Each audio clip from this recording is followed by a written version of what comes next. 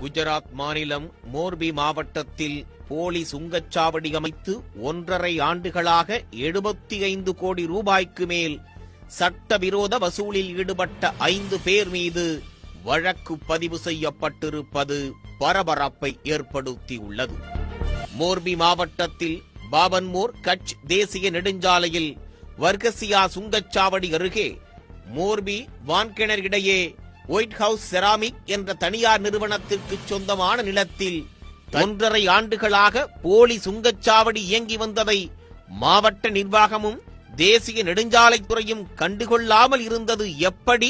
கடந்த சில வாரங்களுக்கு முன் குஜராத்தில் பழங்குடியினர் அதிகம் வசிக்கும் பகுதிகளில் போலி அரசு அலுவலகங்களை அமைத்து 18 கோடியே 50 லட்சம் ரூபாய் வரை அரசு நிதியை சுருட்டியதாக ஒரு கும்பல் கைது செய்யப்பட்டது. அதிர்ச்சியை ஏற்படுத்தியுள்ளது.